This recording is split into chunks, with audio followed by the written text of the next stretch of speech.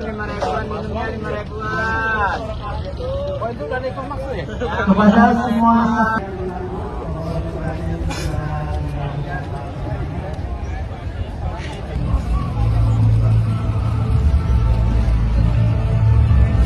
kembali muncul ke publik dengan menggelar aksi Reuni 212 yang mengingatkan kita pada aksi serupa yang dilakukan pada tahun 2016. Dulu, aksi tersebut digelar sebagai bentuk tekanan terhadap kasus hukum yang melibatkan Basuki Cahayapurnama atau Ahok, yang pada akhirnya berakhir dengan kekalahan Ahok dalam Pilkada DKI Jakarta dan membuatnya masuk penjara. Keberhasilan penggalangan massa pada saat itu, meskipun sebenarnya dimanfaatkan untuk kepentingan politik tertentu, membuat Rizik merasa semakin percaya diri. Dia merasa dirinya adalah tokoh sentral yang mampu menggerakkan massa jutaan orang. Namun, dalam kenyataannya, Rizik lebih sering dianggap sebagai boneka yang digunakan oleh kingmaker di balik layar. Dengan keberhasilannya dalam menggerakkan massa, Rizik semakin jumawa dan merasa dirinya sebagai pemimpin utama dalam pergerakan politik. Maka di tengah rasa percaya dirinya itu, dalam aksi Reuni 212, dia memberikan pidato yang penuh dengan nada sinis dan menyatakan tentang pentingnya membersihkan pemerintahan dari orang-orang yang bermasalah. Kepada yang kami hormati Bapak Presiden Haji Prabowo Subianto, tolong Pak, bersihkan pemerintahan Bapak dari orang-orang yang bermasalah, baik bermasalah dengan korupsi, bermasalah dengan judi, bermasalah dengan pelanggaran HAM, bermasalah dengan segala kemungkaran dan kerusakan negeri. Jangan mereka dibiarkan proses hukum, tegakkan keadilan bagi bangsa Indonesia. Orang-orang yang dimaksud oleh Rizik adalah mereka yang terkait dengan kasus korupsi, pelanggaran hak asasi manusia, dan berbagai skandal lainnya yang disebutkan dalam pidatonya di pemerintahan Prabowo Gibran. Salah satu isu besar yang dibawa oleh Rizik adalah peristiwa penembakan terhadap beberapa Laskar Front Pembela Islam atau FPI di KM 50 Jakarta Cikampek. Meskipun sudah diputuskan oleh pengadilan bahwa petugas yang terlibat dalam penembakan tersebut tidak bersalah, Rizik tetap menganggap peristiwa itu sebagai pelanggaran HAM yang tidak bisa dibiarkan. Tuduhan tersebut menjadi salah satu cara Rizik untuk terus menyerang pemerintah dan menambah legitimasi untuk melancarkan kritiknya terhadap pemerintahan Prabowo Gibran. Jadi kami akan mengadakan haul syuhada di sana, saudara. Nah, bagi mereka yang berkesempatan untuk hadir silakan. Undangan dibuka untuk umum hari Kamis besok, tanggal 5 Desember. Kami adakan karena memang kejadiannya tanggal 7 Desember. Kejadiannya tanggal 7 Desember. Jadi kita akan gelar haul 6 syuhada di sana. Tentunya peringatan haul ini bukan sekedar untuk mendoakan, tapi sekaligus juga untuk kita mengambil ibrah dan ditambah lagi untuk tetap mengingatkan kita bahwa persoalan ini belum tuntas, belum selesai. Betul? Betul? Nah, maka itu maaf. Kalimat terakhir dari sambutan saya yang harus saya sampaikan, maaf. Saya sedih, saya prihatin. Kalau kabinet yang dibentuk oleh presiden baru saat ini masih ada bau anyir darah KM 50, saudara. Karena ada beberapa orang yang diduga kuat terlibat langsung ataupun tidak langsung dalam peristiwa KM 50 justru duduk diangkat masuk dalam kabinet, saudara. Maka itu sekali lagi, jadi kabinet ini secara umum sudah bagus. Kabinet ini secara umum harus kita dukung. Kabinet ini secara umum harus kita beri support untuk bisa bekerja dengan baik. Tapi saya tidak bisa menyembunyikan kesedihan saya, keprihatinan saya. Ternyata kabinet tersebut, maaf, masih ada bau anyir darah KM 50, saudara. Maka itu kita akan gelar haulnya. Insya Allah siap hadir. Insya Allah akan kita gelar, saudara, supaya KM 50 akan terus kita usut sampai tuntas. Setuju? Setuju? Takbir!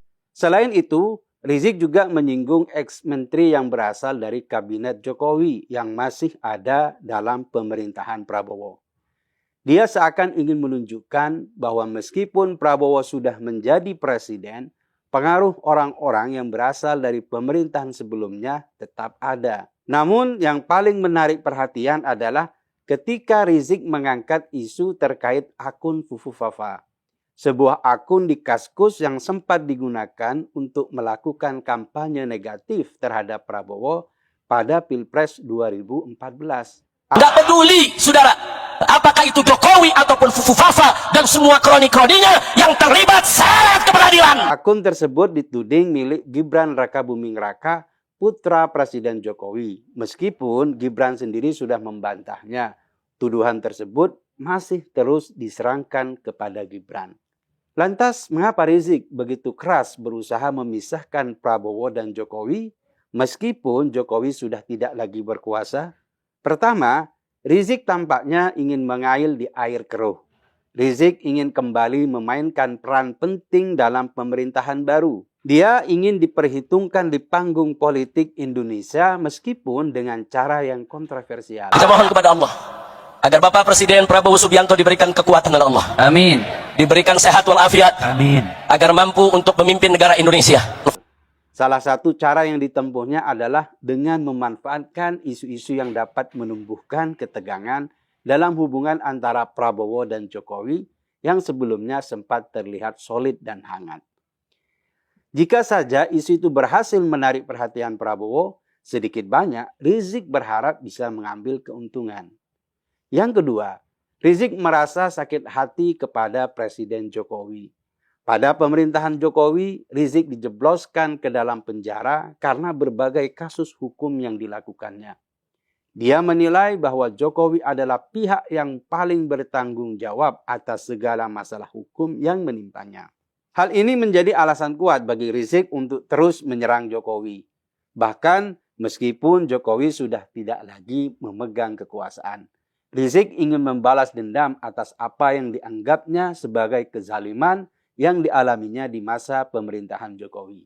Caci maki antara kawan, caci maki dengan pemimpin, caci maki itu saya kira tidak baik. Itu bukan ajaran agama kita, itu bukan ajaran agama-agama lain pun. Saudara-saudara, rakyat kita tidak suka mereka-mereka yang bicaranya kasar, ya. Pribadi kita bukan pribadi seperti itu. Jangan bawa budaya-budaya dari mana. Bangsa Indonesia adalah bangsa yang penuh sopan santun. Saudara-saudara. Ketiga, Rizik juga ingin kembali muncul sebagai aktor politik utama di Indonesia. Dia melihat momentum Reuni 212 sebagai kesempatan untuk menunjukkan eksistensinya dan mempertegas posisi politiknya. Dengan mengkritik pemerintah dan mengangkat isu-isu kontroversial, Rizik berusaha membangun kembali pengaruhnya di tengah masyarakat. Keinginan untuk kembali memainkan peran penting di pemerintahan baru menjadi dorongan kuat bagi Rizik untuk terus memisahkan Prabowo dari bayang-bayang Jokowi melalui pergantian menteri ex-menterinya Jokowi. Pemerintahan Prabowo ini dibersihkan dari orang-orang bermasalah, orang-orang yang selama ini bikin susah rakyat, sehingga Bapak Presiden Prabowo dan kabinetnya ke depan, saudara, bisa memimpin negara ini dengan baik tanpa diganggu lagi oleh orang-orang yang selama ini memang selalu menjadi sumber masalah. Taktik Rizik yang mencoba mengguncang hubungan antara Prabowo dan Jokowi adalah strategi yang masuk akal. Menimbang selain para menteri ex di kabinet Jokowi, masih ada Gibran sebagai wakil presiden. Praktis, upaya Rizik untuk menyusup ke dalam kekuasaan melalui proksinya juga terhambat. Kalaupun tidak menyusup ke dalam pemerintahan, Rizik tidak ingin ada orang lama yang dulu ada sewaktu Rizik membayar dosanya di dalam penjara, atau ketika dia kabur ke Arab Saudi karena kasus cat mesum yang sempat viral itu. Pada akhirnya kita melihat bahwa di balik aksi Reuni 212 dan pidato-pidato yang disampaikan Rizik, ada ambisi politik yang lebih besar. Rizik tidak hanya berusaha untuk mendongkrak popularitasnya, tetapi juga berusaha memecah belah kekuatan politik yang ada demi keuntungan politik pribadi. Memang ada isu lain yang berbau kemanusiaan seperti membebaskan Palestina. Tapi isu seperti itu terlalu sering dipakai dan sangat lumrah dijadikan jargon perlawanan. Nafti kaya Aqsa, biru, bidam. Semua nafti kaya Aqsa, biru, bidam. Nafti kaya Aqsa. Palestina, merdeka. Palestina, merdeka. Acara reuni alumni 212 itu dilakukan bukan karena rindu, tapi merupakan upaya mengeksploitasi umat Islam sebagai sarana mencari cuan. Rizik hanya memanfaatkan jargon cinta Rasul dengan membangun mistifikasi dan ketundukan buta kepada manusia antah berantah yang mengaku keturunan Nabi. Padahal sangat diragukan kebenarannya. Sampai dengan kajian ilmiah bahwa Anda tidak terbukti sebagai cucu Nabi, itu saja. La taqfu ma laysa laka bihi ilm. Jangan kau ikuti sesuatu yang tidak ada dalil. Kalau mau membela nasab Balawi itu sahih, mana dalilnya? Ayo kita berdiskusi. Ayo kita bicarakan mana dalilnya. Kita sudah mengetahui dari para orang-orang yang membela tidak ada dalil. Tapi sekali lagi, apapun yang terjadi, ini penting untuk digarisbawahi. Apa yang kami lakukan itu adalah hanya sekedar kami ingin katakan bahwa pengakuan Anda sebagai cucu Nabi tidak terbukti. Anda bukan cucu Nabi. Untungnya acara tersebut berlangsung sepi yang menunjukkan masyarakat tidak mudah lagi terprovokasi. Hari ini Rizik masih menganggap dirinya sebagai bagian penting dalam percaturan politik Indonesia dan berusaha untuk kembali memegang peran utama di masa depan. Dengan mengangkat isu-isu yang sensitif seperti pelanggaran HAM dan hubungan antara Prabowo dan Jokowi, Rizik berusaha menciptakan ketegangan yang bisa menguntungkan posisinya dalam peta politik yang terus berkembang. Ayo ganyang fufu fafa sekarang juga. Fufu fafa musuh demokrasi, fufu fafa penyubur korupsi, fufu fafa anak haram konstitusi, fufu fafa cukuplah sampai. Siap ganyang fufu fafa, siap ganyang fufu fafa. Serang di medsos, saudara. Hancurkan di medsos.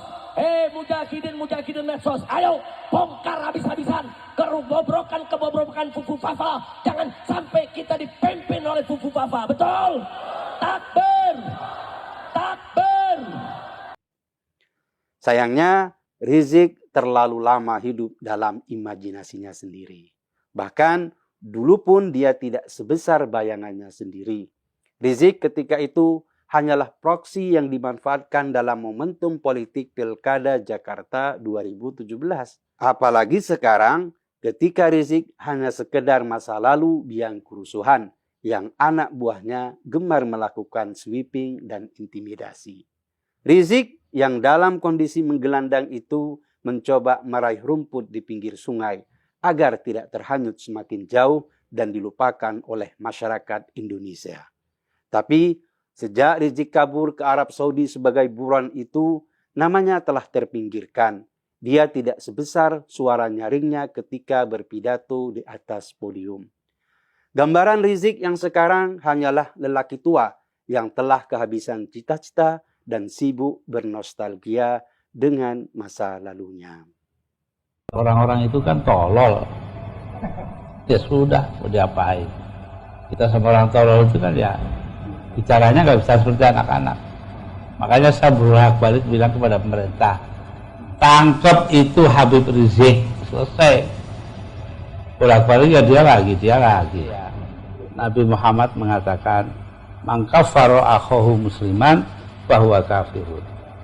Barang siapa mengkafirkan sesama saudaranya yang beragama Islam, dia sendiri yang kafir. Takbir.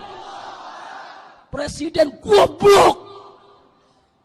Udah menteri agamanya saudara sesat, kurang ajar, korinya dajjal, istananya menjadi istana iblis.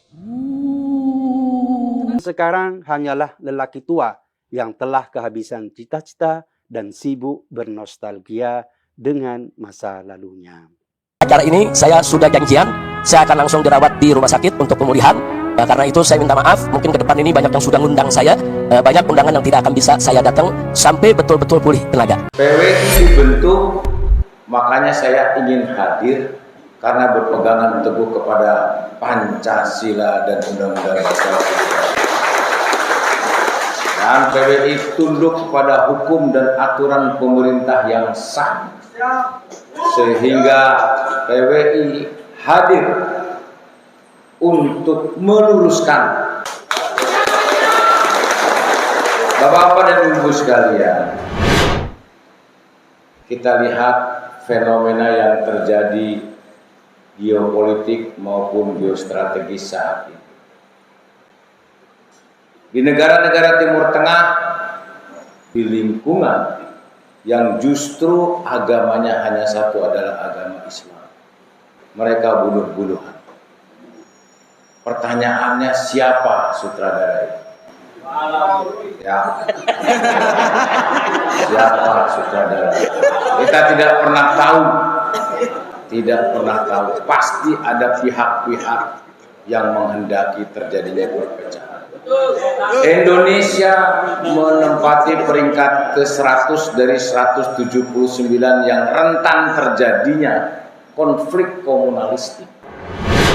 Tadi betul dari Kiai Haji Imanuddin disampaikan tentang perbedaan pada saat kita nonton sepak bola.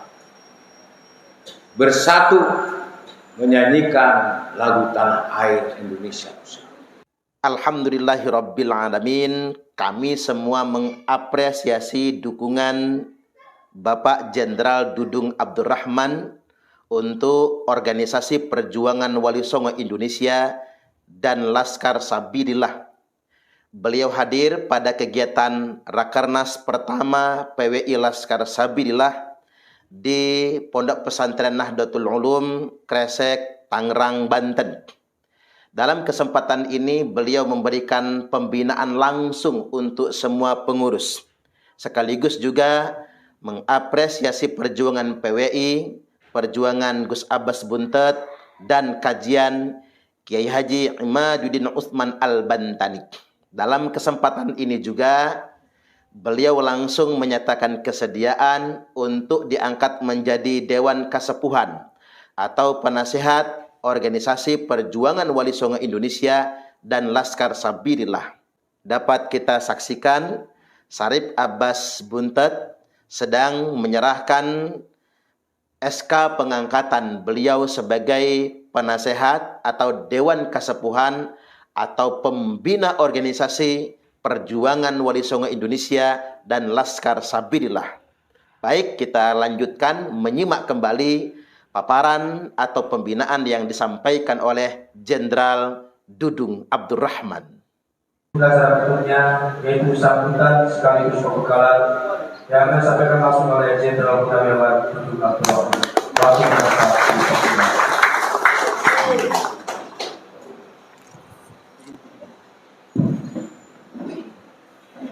Assalamualaikum warahmatullahi wabarakatuh.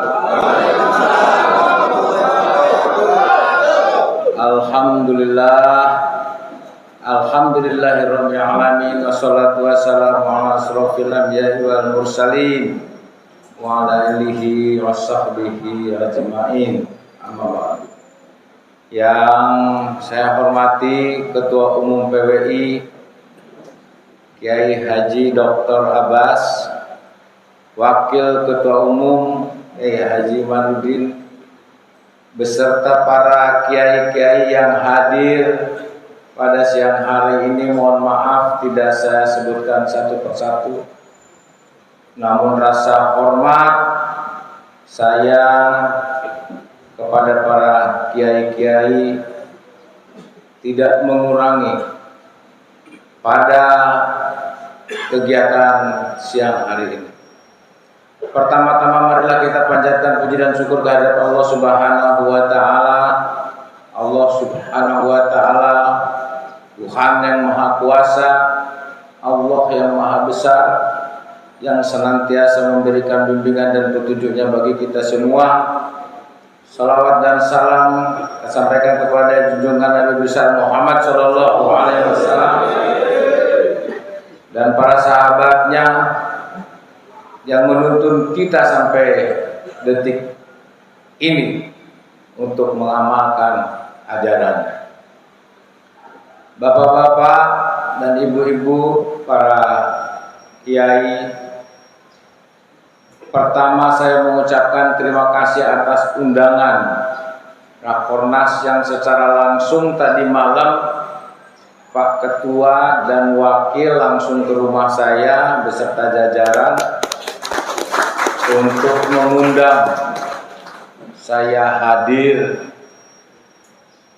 di Rakornas pertama PWI.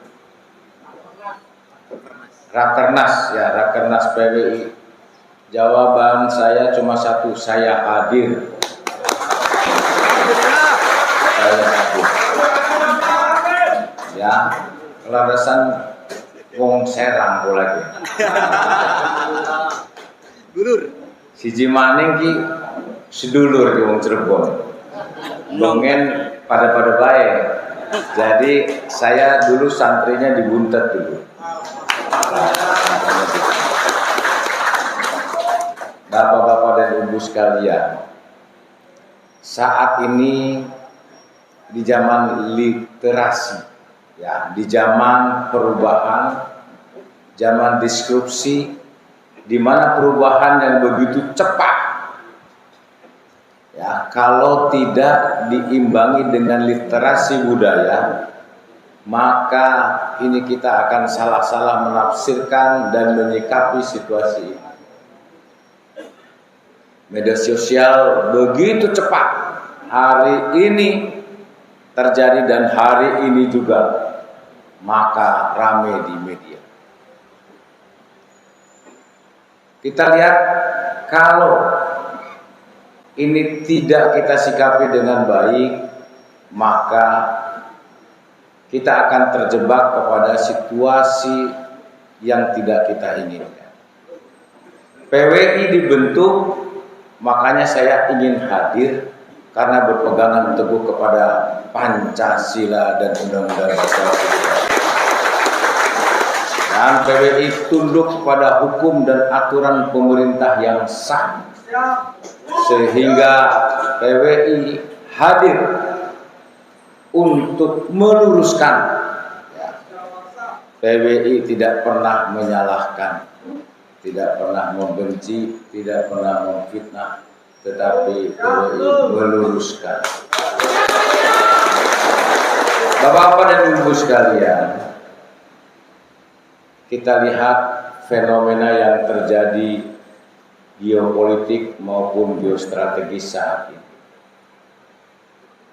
Di negara-negara Timur Tengah, Irak, Iran, Libya, Lebanon, Afghanistan, Syria, Yaman, Mesir, dan beberapa negara lainnya di lingkungan yang justru agamanya hanya satu, adalah agama Islam. Hanya dibedakan dengan dua suku, suku Syiah dan Sunni, mereka bunuh-bunuhan. Pertanyaannya, siapa sutradara itu? Ya, siapa sutradara? Kita tidak pernah tahu, tidak pernah tahu. Pasti ada pihak-pihak yang menghendaki terjadinya perpecahan. Indonesia menempati peringkat ke-100 dari 179 yang rentan terjadinya konflik komunalistik. Kita pernah terjadi gitu oleh PKI, DITII, Permesta, dan sebagainya. Ini merupakan suatu pengalaman bagi kita. Jangan sampai ini terjadi kembali. Jangan sampai ini terjadi kembali. Di Timur Tengah hanya satu agama dan dua suku dan satu daratan. Bagaimana di Indonesia 6 agama, 17.000 pulau dan berapa ribu suku. Tadi betul dari Kiai Haji Imanuddin disampaikan tentang perbedaan pada saat kita nonton sepak bola. Bersatu menyanyikan lagu Tanah Air Indonesia. Indonesia bersatu. Bapak-bapak ibu sekalian, pada abad ke-14 Kerajaan Majapahit, Kerajaan Sriwijaya, umat Hindu dan umat Buddha sudah hidup berdampingan, sudah hidup berdampingan. Sementara 660 tahun yang lalu di benua Eropa dan benua Amerika masih terjadi perbudakan. Jadi menghargai perbedaan itu sejak dari dulu nenek moyang kita mengajarkan, yang kemudian diteruskan oleh para wali songo dengan ajaran Islamnya menyampaikan kepada kita semua, sehingga kita saling menghormati, saling menghargai. Walaupun berbeda agama, tetapi kita sama bangsa Indonesia. Nah, ini yang harus kita pedoman. Karena kalau kita saling menuduh, saling menjelekkan dan sebagainya, ini tidak menyelesaikan masalah. Islam mengajarkan ada 3, ada syariat, ada akidah, ada akhlak.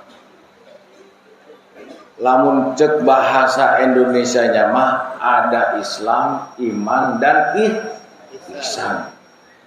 Makanya kalau kita bangun masjid biasanya ada 3 trap. Atapnya itu ada iman, ada Islam, iman, dan Islam. Ini yang paling penting itu adalah di samping syariat, di samping iman, akidah,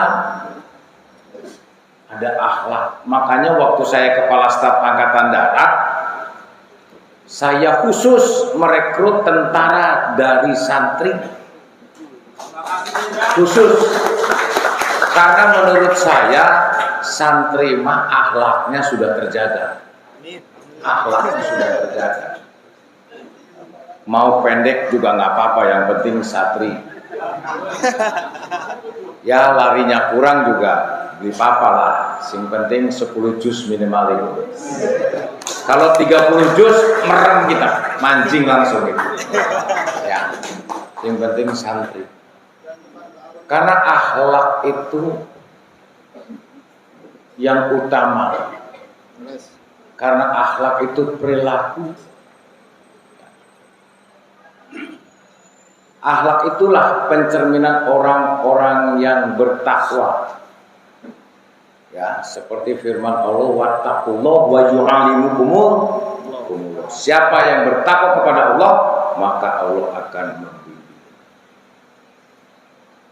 Di dalam firman Allah pun disampaikan, orang yang bertakwa itu tidak menjelekkan orang, tidak menyakiti orang, tidak memfitnah orang, tidak menuduh orang, ya, tidak merendahkan orang. Kita lihat, ya, kita lihat Pak Jokowi sering dijelek-jelekan, diam aja. Pak Prabowo pun sama, difitnah, dijelekan, dipojokkan, dikerdilkan, dituduh, diam. Itulah ajaran Rasulullah. Dilempar kotoran, dilempar batu dalam syiar agama, diam. Doanya Rasulullah hanya, ya Allah, maafkanlah mereka karena mereka belum tahu, karena mereka belum paham. Itulah ciri-ciri orang yang bertakwa, yang tidak menjelekkan orang, tidak pernah membenci orang, tidak pernah menfitnah orang. Itu ciri-ciri orang yang bertakwa. Ada 2 juga ciri orang yang bertakwa. Dia tidak pernah mengingat-ingat 2 perkara. Dia tidak pernah mengingat-ingat kebaikan dirinya kepada orang lain. Yang kedua, dia tidak pernah mengingat-ingat kejelekan orang lain pada dirinya. Perkara yang kedua, dia selalu melupakan 2 perkara. Perkara yang pertama, dia selalu melupakan kebaikan dirinya kepada orang lain. dan dia selalu melupakan kejelekan orang lain pada dirinya. Ini yang harus dipedomani oleh anggota PWI yang bicaranya halus. Mari kita ikuti ajaran Rasulullah. Kita ikuti ajaran Rasulullah yang berkatanya baik, berkatanya jujur, tidak pernah menghina orang, tidak pernah merasa paling benar dewek, tidak pernah menjelekkan orang. Itulah ajaran Rasul. Bapak-bapak, ibu-ibu sekalian, pada akhirnya hidup ini seperti air. Seperti air yang tidak selamanya jernih, kadang-kadang keruh. Itulah ucapan dan tindakan kita. Terkadang hidup ini juga seperti langit, tak selamanya cerah. Ada mendungnya, ada gelapnya. Itulah hidup kita. Hidup ini juga terkadang seperti jalan yang tidak selamanya lurus. Tidak selamanya lurus. Itulah perjalanan kita. Makanya kita bersyukur. Alhamdulillah kita bisa kumpul nih. Ya, walaupun tadi tidurnya katanya di lantai, tapi perjuangannya untuk Wali Songo luar biasa. Ya, untuk Wali Songo luar biasa. Ya, jadi walaupun makan juga kata Pak Kiai tadi terbatas, apa adanya, tapi semangatnya ya luar biasa. Ini yang dan oleh karenanya ajari mulut kita untuk tidak membenci. Ajari mata kita untuk tidak merendahkan orang lain, merendahkan pemerintah, merendahkan pemimpin nasional. Itu tidak boleh terjadi di PBI, tidak boleh terjadi. Jadi ajari mata kita untuk tidak merendahkan orang, dan ajari tangan kita untuk menolong orang dan bersedekah kepada sesama. Dan ajari hati kita untuk tidak saling membenci. Ya. Ini kita luruskan, dan saya kebetulan juga merasa bengennya santri, ya kita luruskan. Sing bengkok kita luruskan, ya sing beli bener ya kita benerin. Ya, yang pesan terakhir dari saya kepada anggota PWI, berbuat baiklah kepada siapapun, ya berbuat baiklah siapapun. Sekecil apapun kebaikan yang kita lakukan akan menjadi riak kebaikan yang tidak pernah berujung. Tetapi sekecil apapun kejelekan yang kita lakukan akan menjadi warisan kejelekan. Masya Allah. Kalau kita bersyukur, kita lihatnya ke bawah, jangan lihat ke atas. Kalau lihat ke atas stres nanti. Lihat ke bawah, alhamdulillah kita masih. Luar biasa, tadi saya disambut datang ke sini, begitu hangat persaudaraan kita sesama umat Islam yang mencerminkan ya rahmatan lil alamin, yang mencintai seluruh alam semesta, tidak serta-merta manusia, dengan keteduhan, dengan kebersamaan, saling menghormati sesama. Ini yang diajarkan oleh Rasulullah. Dan bapak-bapak dan ibu sekalian, pada akhirnya kita nantikan tidak pernah akan lama, maka kebaikan-kebaikan itulah yang diajarkan. Kalau kata Oma Irama, kita ini kan tidak lama lagi ada judul lagunya Kematian. Ya. mati kita. Ada sekujur bangka. Sekujur bangka. Nah itu pada akhirnya kita, oleh karenanya ya, kita berbuat baiklah. Saya berpesan kepada PWI dimanapun dalam bertindak dan berucap, mari kita luruskan sesuai dengan ajaran Rasulullah. Ajaran sesepuh-sesepuh kita, para wali yang mengajarkan tentang kebaikan, baik ucapan maupun tindakan. Inilah mungkin yang ingin saya sampaikan. Sekali lagi saya ucapkan terima kasih atas kegiatan ini. Mudah-mudahan ini akan menjadi berkah bagi kita semua. Terima kasih. Wabillahi taufiq wal hidayah. Wassalamualaikum warahmatullahi wabarakatuh. Itulah tadi beberapa penyebab mengapa aksi reuni 212 ini sepi dari para jemaah. Kesadaran masyarakat akan klan Ba'alawi yang terputus nasabnya dari baginda Nabi besar Muhammad SAW menjadi faktor utama reuni 212 sepi dari para jemaah. Seperti yang sudah kita simak bersama, terbongkarnya tujuan yang sebenarnya dari aksi reuni 212. Bagaimana menurut pendapat teman-teman semua? Silahkan lanjut di kolom komentar. Terima kasih selalu support Arman Al-Fatih. Kita jumpa lagi di video selanjutnya. Assalamualaikum warahmatullahi wabarakatuh.